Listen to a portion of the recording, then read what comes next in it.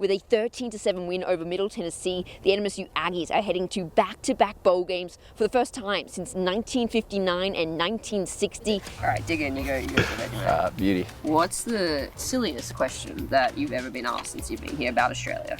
The riding kangaroos one. That's the Oxford Dictionary definition of what a rivalry means. But if you want to see what it really means, well, all you've got to do is watch an El Paso Locomotive and New Mexico United game. And look, when you watch the tape back, the winning touchdown is there on both plays. Kelly Akari makes the catch right here in the end zone, but the Jacksonville State DB makes a play, swiping it away. In that year, the program saw just 3 concussions. Compare that to an average of 6.4 over the past 5 years. Ivan Melendez is known around our circles as the Hispanic Titanic, in large because he hits home run after, home run. NMSU up 51-21, and that's really what was expected out of this game, considering they're playing an FCS school who went 0-11 last season. He runs to the outside, gets some blocks from his teammates, and then his receiving partner in Junior Trotman puts up the stiff arm right there, and he's in for the score. You can actually see, if you look at this sign, that it still reads Greg Heyer, head coach, men's basketball. But as we know, this parking spot no longer belongs to head coach Greg Heyer. We broke it to you in the middle of ABC 7 at 5. There's a lot that happened off the court last season. Why do you think you're the right guy to change things around and bring the culture back to this team? This is probably the most exercise I've done in a little while. We're about an hour and a half into our journey down the Rio Grande. Yeah, Eric, you actually caught me in the middle. I've been playing some catch out here. There we go. This year, though, if you happen to be one of the loudest fans in the stands, heading into it, you said you think you guys could learn a lot out of this game and become a better team. How do you assess that performance, and are you a better team now?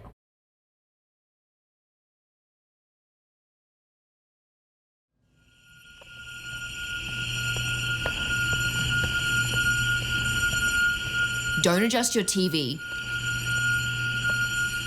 Just listen. What do you hear? It's almost like a fire alarm.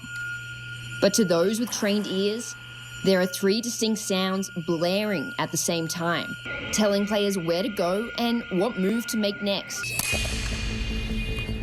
This is the sound that the white goal makes. Slightly lower, slower sound for the black goal. And then the hockey puck itself makes a tremendously louder sound. Coach Danny Gard came up with the special sonic system at the urging of a 7-year-old girl who just wanted to play. Her dad asked me, well, can Michaela come and play? And I said, well, sure, no, that's no problem, bring her out. He said, well, Dan, she's blind. And I thought about it for about 5 seconds and said, well, yeah, that's okay. We can work that, no problem. And we've been doing it ever since. Michaela is now a seasoned player. What made you want to play hockey? Well, I think it was the concept of I can't see anything. So I was like, what's going on out there? What are they doing? It's so distinct, the smell in here, like it just smells like hockey. And I'm like, how does that work? Is that how the puck smells? After 9 years, Michaela not only knows why a hockey rink has that uniquely strange smell, but also how to listen to the sounds, put a puck in the back of a net, and much more. You can hear when somebody's right next to you. You can hear when somebody's approaching you. You can actually hear when you're approaching a wall because the echo off the wall sounds different. Very good.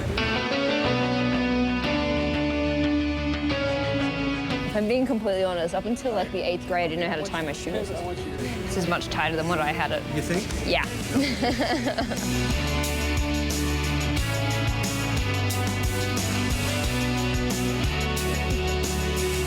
I'm not going anywhere. For many of us, it's hard to fully comprehend exactly what it's like to step out onto the rink and play hockey blind. So I'm going to put these on and see exactly what it's like. As I found my way around Nations Tobin Rec Center in northeast El Paso, Coach Dan told me the first drill he gives a player is just trying to find the puck and then whacking it where you think the goal could be. So that's what I did. For a sighted person, Coach Dan told me that takes about 2 to 3 seconds on their first attempt. For a blind player, about 20 to 30 seconds. I first made contact with the puck around 1 minute and 20 seconds later. Oh, wow, okay. I finally tried to shoot it a minute after that. Bianca Ortega is fully sighted. And when she's not playing ice hockey, she switches off for sense and plays with the Mooses. I kind of know and get a feeling of what it is going on in their shoes. But it is a little confusing at first, like, oh, I can't see the net. Like, I'm going to have to hear and really put some extra work into the sport. The Mooses may have started 9 years ago because of Michaela. Now they have 14 players, 8 totally blind and 1 visually impaired. David Fierro was born visually impaired and says over the past 10 to 15 years, it's gotten exponentially worse. I didn't think I would ever play sports again or be, active. Makes me feel good to do something, like I didn't think I could ever do this, and I feel proud. I like my teammates, and I feel part of something good and something that could be bigger. And bigger is exactly what Coach Dan wants. Beginning in the fall, they're planning on traveling to other cities to introduce the sport to more players and help establish the game on a national level. Their goal? To make the sport an event at the 2028 Paralympics. I feel like I want to show people that I can play a sport and that it can be adapted for blind players.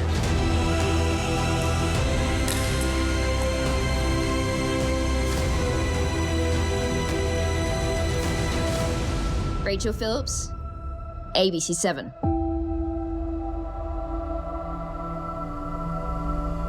How would you describe him? If I would think of one word, it would be inspirational. He is the toughest kid I know. He's just one of those kids that makes me a better person every day. Do you notice a common theme?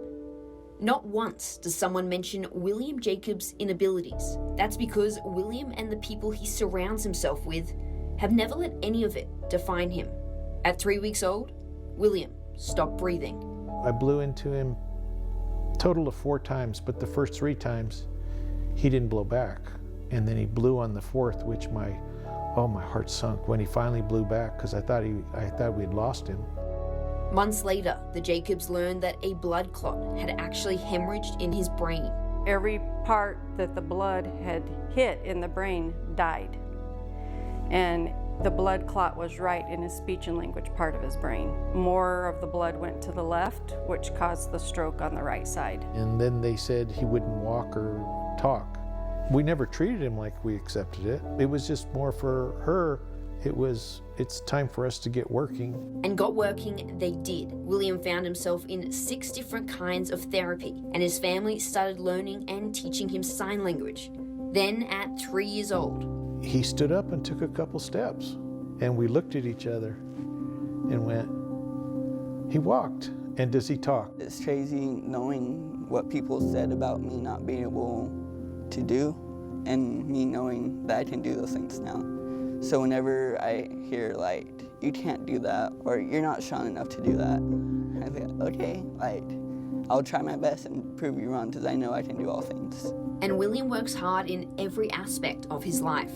He drives, has a 4.0 GPA, and for the past 4 seasons, he's been the manager of the Centennial Hawks boys basketball team. William first fell in love with the game at a young age and learned how to play it left-handed. I just use my head as my right hand and my left hand as like the shooter hand, and then just put it up and hopefully it goes in.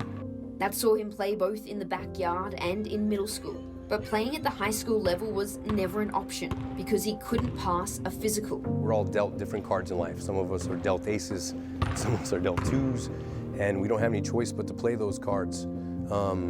And Will has played those cards well all his life, and there are things physically he's not able to do here on the basketball court. That doesn't stop him from trying to do it every single day. So while William may not be shooting buckets on the court, he's making huge plays off of it for the Hawks, which is the very reason head coach Jonathan Martinez thought he deserved his moment under the bright lights. I love that kid. He's an important part of our program. He brings a lot of energy, and he'll never get to play real basketball. And I thought, how awesome would it be to get him a banner for his senior year and get him a chance to maybe get on the floor at least one time in his high school career. It's just a dream come true. This means a lot to me, and I'm very thankful that I'm able to play with you guys. So let's go get this dub. 1, 2, 3, energy. For the first time, William suited up. For the first time, he shot around in warm-ups. William Jacobs. For the first time, he heard the roar for his name as it was called on senior night. Come on, 1-0, that's my boy. For the first time, he felt the adrenaline pumping. A senior, number 10, William. For the first time, he ran through the tunnel. That's my boy. And for the first time, every single one of these moments prepared him for his time. His game face is on, yep. Up we go. There we go. There you go, son! Oh, yeah!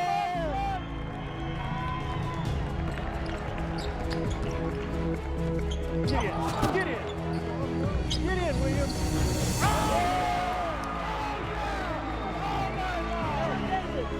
I never would have looked forward to this day. It was so tough that night that we just wanted him to live. How would you describe yourself? I'm super active. I like to, of course, play basketball. I like to do a lot of things that the doctors told my parents that I would never be able to do. William Jacobs, the living, walking, talking miracle.